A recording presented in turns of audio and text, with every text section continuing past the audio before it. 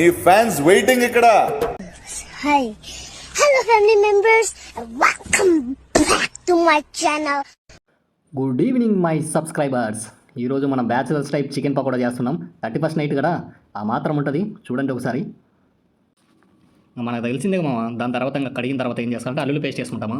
దాని తగ్గట్టు salt వేసేస్తాము. Next పసుపు, ఇంకా దాని తర్వాత కాసంత జీలకర్ర వేసుకుంటాము. మళ్ళీ కాసంత గరం మసాలా వేసుకుంటాం మామ. దాని తర్వాత కాసంత చికెన్ మసాలా వేసేసుకొని మంచి స్పైసీగా కాసంత కారం వేసుకుందాం. నెక్స్ట్ ఇది ఇంకా స్పైసీగా వస్తుంది. దాని తర్వాత కాసంత కరివేపాకు మనకు తగినట్టు వేసేసుకుంటే నోటికి రుచిగా మంచిగా తగులుతుంది. ఇంకా నెక్స్ట్ మనకు ఉండేది ఏంటంటే టేస్టీ కోసం కాసంత పెరుగు వేసుకుందాము, ఒక 10 grams మైన.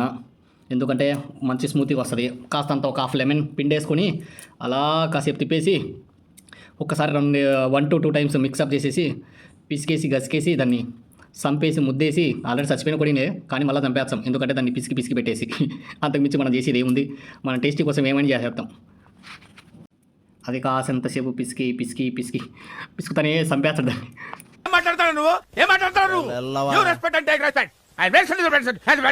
వన్స్ అలా మొత్తం మిక్సప్ చేసిన తర్వాత ఒక గుడ్డు తీసేసుకొని ఒక గుడ్డు కొట్టేసుకుందాం. అందులోకి గుడ్డు కొట్టేసుకుంటే దానికోసం కొంచెం కోటింగ్ మొత్తం బాగా స్మూత్గా స్పైసీగా మస్తంత కలర్గా మంచిగా వస్తుంది గుడ్డు కొట్టేసుకుంటే. అందుకే మనోడు గుడ్డు కొట్టేసినాడు. అందులో గుడ్డు కొట్టేసిన తర్వాత కాస్తంత కార్న్ఫ్లవర్ వేసేసుకుందాం అందులో. ఎందుకంటే అది కూడా మంచిగా థిక్నెస్గా దానికోసం అంట. చూద్దాం వచ్చిన తర్వాత ఎలా వస్తుందో ఏమో. వన్స్ కార్న్ఫ్లవర్ వేసేసుకున్న తర్వాత దాన్ని కరెక్ట్ అంతా మిక్సప్ చేసుకోవాలి. మనోడు అదే చేస్తున్నాడు. మళ్ళీ వచ్చిన తర్వాత దాన్ని కాసేపు అంతా రబ్ చేసుకొని మళ్ళీ కాసంత మైదా కూడా కోటింగ్ వేసాడు మావాడు. మైదా ఏదానికంటే అది కూడా కొంచెం ముక్క మీద అనేది కాస్తంత మసాలా గిసాలా మొత్తం గట్టిగా పట్టేసుకుంటుందంట.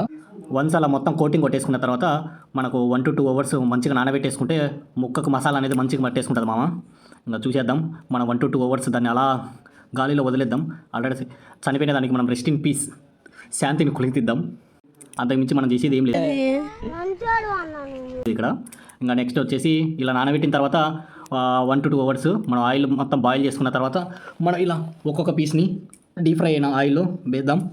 వేసేసిన తర్వాత ఇలా బ్రౌనిష్గా వచ్చేంత వరకు వెయిట్ చేయండి మామ. కకృతి పడి తొందరగా ఓపెన్ చేసి తినేసారు, నోరు కాలిపోతుంది, ముక్క ఉడికిండదు. ఎమోషనల్ ఎక్కువ మాట్లాడారు, జాగ్రత్త. రియాక్షన్ చూడాలి. A few moments later. ఫైనల్గా ముక్క అయితే ఉడికేసింది మామ. ఇంకా టేస్ట్ చేసి చేసేద్దాం. ఈ 31st ఇంకా ధూమ్ ధామేగా. అబ్బా అది ఏమన్నా టేస్టా మామ, సూపర్. అబ్బా సూపర్. లైక్ అండ్ సబ్స్క్రైబ్ మాత్రం మర్చిపోదు మామ. నా పెర్ఫార్మెన్స్ మీకు నచ్చినట్టయితే స్మాల్ బాస్